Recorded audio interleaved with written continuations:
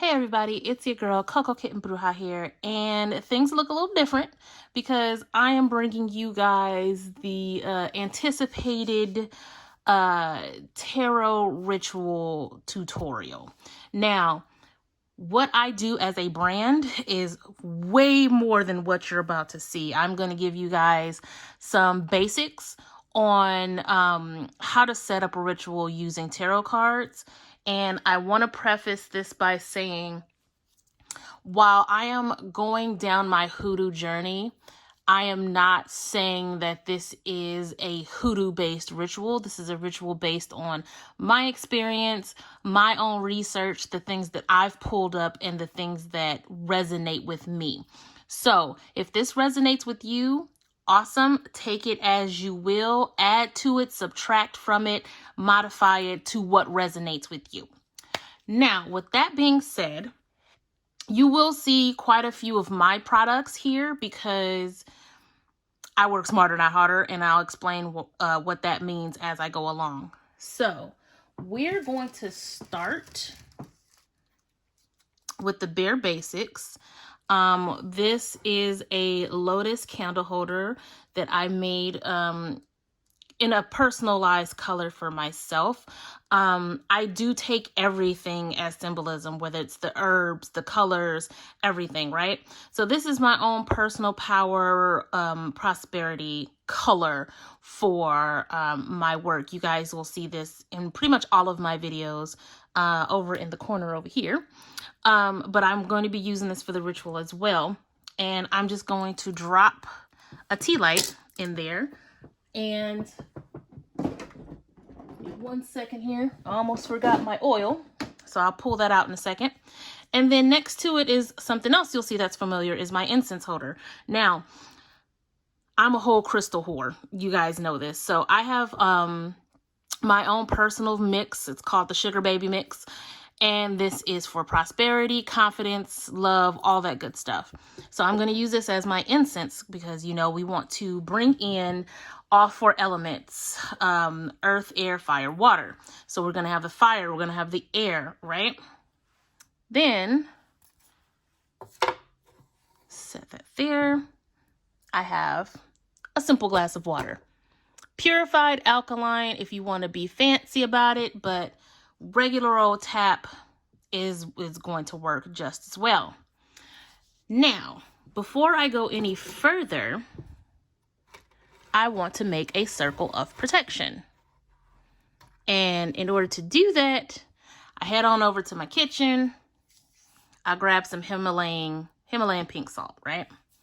Nothing crazy at all. So from there, I just make a circle.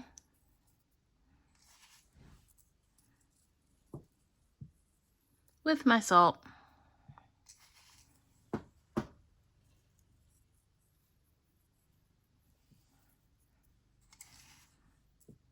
I try to get a decent amount to, you know, really cover the area.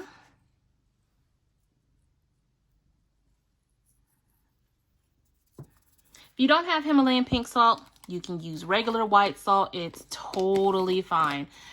At the end of the day, while we're doing this ritual, it's all about the intention, right? Now, I will say this. To those of you, this is going to be a money ritual. So for those of you who want to manifest money, this is a ritual that should not be done in desperation. Even if you are trying to manifest money for a specific need that's pertinent, your mind frame, your state of being should not be in one in desperation. Otherwise, all of this is going to be for naught, because desperation cannot help you manifest, period. So with that being said, we're going to move forward. Now, I have my salt for protection. I have my water. I have my fire. I have my air. Now, we're going to bring in herbs when it comes to the earth, right? So, I like to work smarter, not harder. And so in my quest to learn herbs and different things like that, I realized that there are two things that everybody should should have in their kitchen. That is Italian seasoning and pumpkin spice seasoning. Well, I won't say everybody should have pumpkin spice seasoning in their kitchen, but if you don't, when it's that time of the year, it's good to stock up on it, because both of these mixes are great for manifesting money because of the herbs that are inside of them. We have marjoram, thyme, rosemary, sage, oregano, and basil. Those are all good herbs for manifesting money. Now, pumpkin spice is a little bit better than Italian seasoning, but I don't have pumpkin spice in my kitchen right now, so we're gonna go with Italian seasoning. And plus, it's a lot easier to just, you know, season your circle.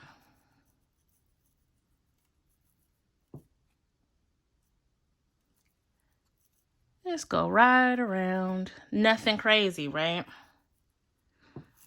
Now, those that know me, when I do my personal elaborate or group rituals, I'm using a huge table, and I have the candles for everybody that's involved, and it's huge, right? But for personal reasons, you want to keep it as simple as possible. Keep it nice and neat. So we have our herbs. Now, on top of that, I find, because of my own connection to Bastet, and honestly, we're not wasting no rituals around here. So if I'm going to do this, I'm going to do this for me, right? So I always throw a little bit of catnip in the mix, because Bastet is my girl, and I like to show her that's, you know, keep that relationship strong with Bastet. I find that Bastet is a nice representation of who I am and who I am at my core. So, you know, when it comes to deities, as a sovereign being, I see deities as a reflection of me. So Bastet is a reflection of me. So I like to pay tribute to that part of me when I do my rituals. A little bit of catnip, a little bit of fun, playfulness, throwing in there. Now, I'm going to also add rose petals, because I do everything out of love. So let's add a little bit of love to this, right?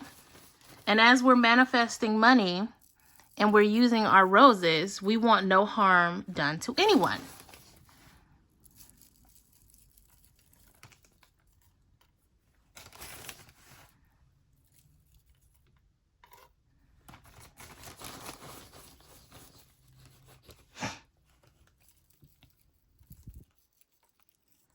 Just take it right around there.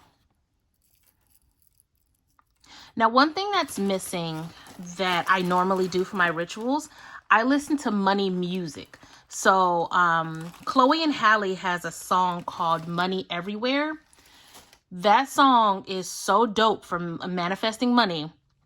I put that on loop, and I'll play it until this candle burns out. I just have it on loop, playing that particular song.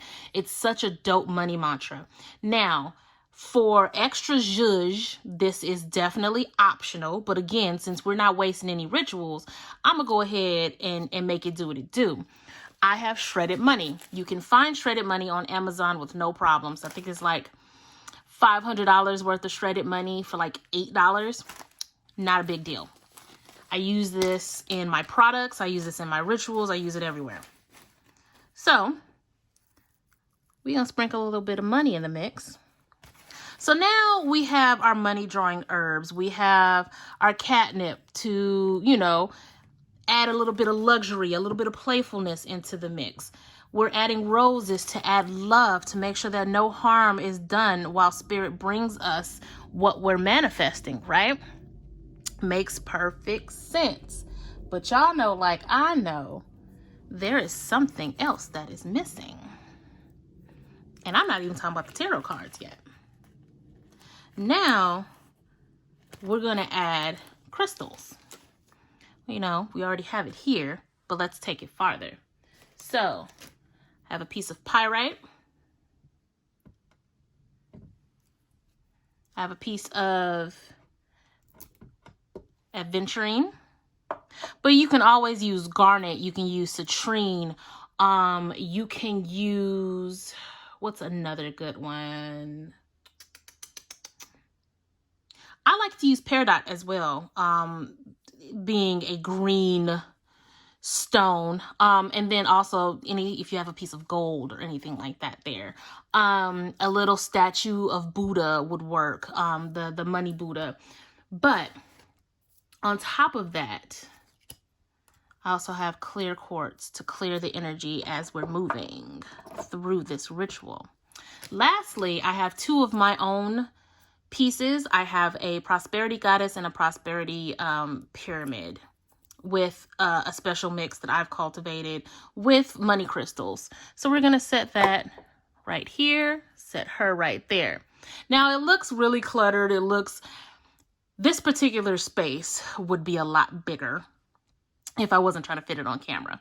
But you want to set everything inside of the circle, because now, before we get into the tarot cards, we want to set up our incense.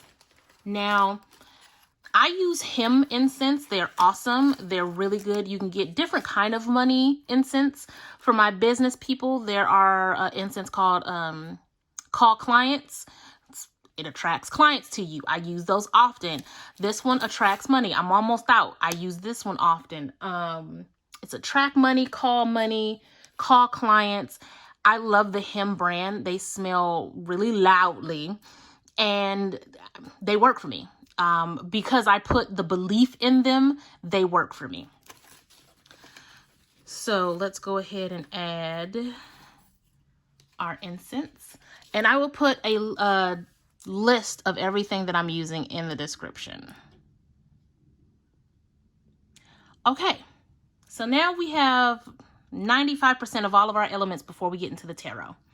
Lastly, because what would a money ritual be without a bay leaf? I'm going to add a bay leaf right here at the front, right?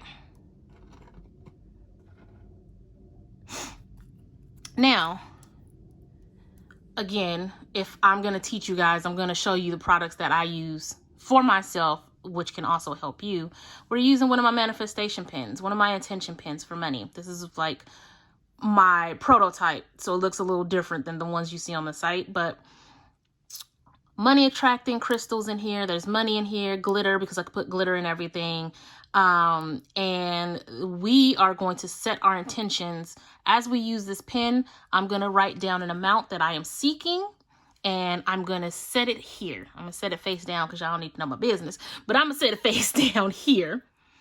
Then we're going to add oil to the candle. So,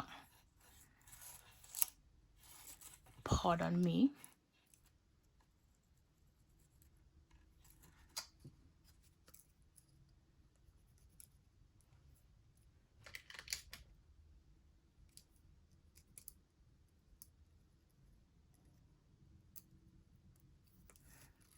Okay, so we have our bay leaf. Set that down right there. And lastly, I love to put oils and intention into the tea light, in addition to having my tea light holders. Any way that I can infuse intent into anything, I'm going to do it. So I know you're looking at this like, this seems like a lot. Again, you can subtract, you can add to, you can make it bigger, make the space bigger. This is simply what I do when it comes to my more basic rituals. So I'm going to take this Magickal Mystic Fast Money Oil.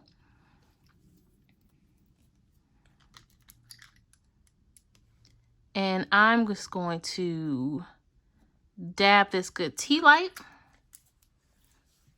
And now all of the base of the ritual is done. Now, when it comes to adding tarot to your ritual, first, you want to understand the intent of your ritual. This is a money ritual, right? So you want to talk to, you want to think about the cards that speak to abundance. So I pulled out a few. So of course, we want to add the 10 of Pentacles, obviously all day. We want to add the 10 of Cups for joy, inheritance, and all of that good thing, all the good things that money brings. We want to add the Sun because we want this money we want Spirit to look favorably upon us with this blessing, and make sure that the light always lights the path to the money, right? The Magician, because we have the power to make things happen through intention and through our magic, our ashe. We have the 9 of Cups, wish fulfilled. May all of our wishes be fulfilled as we move forward with this ritual.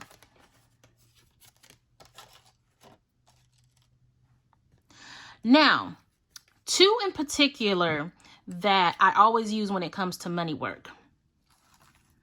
And that is the 8 of Wands, because we want this money swiftly. But however, remember, we put our roses down, so no harm comes with this fast money, right? Makes perfect sense. Now, this last one is especially special because it is the Queen of Pentacles. Why the Queen and not the King? Because she understands longevity. She understands how to take this money and make it grow. She knows how to budget. She has the financial discipline for money. So I always make sure the Queen of Pentacles is placed in my rituals when it comes to money, because I want to be able to have the discipline for the money that I'm going to receive, because I've already claimed it with the intent of this ritual. So, one quick caveat. Let's say you need money for court. Let's say you are wanting to get justice on a settlement. So you're manifesting the money you're supposed to get from a settlement. Throw the Justice card in there. You really have to think about the things that you're trying to manifest. If you want self-love, you want to throw down the 2 of Cups as a commitment to self. You want to throw down the 4 of Swords as you try to manifest rest, try to manifest allowance, right? There's all different ways that you can use tarot in rituals, but I wanted to show you guys, first and foremost, my money ritual, on top of how to use tarot in said ritual. Maybe later down the line, I'll show you guys other ways of doing rituals using different types, using different cards and even oracle cards. But right now, I want to show you guys really quick a money ritual using tarot. So now that we have all of our elements in place, we are going to light our incense.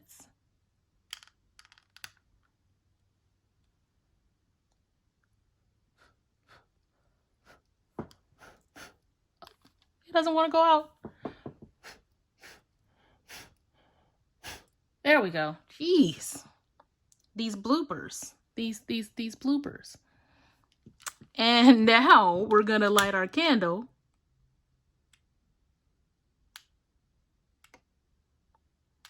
Now, the reason I love using tea lights over 7-day pillars and all of this other stuff, tea lights go out in a few hours.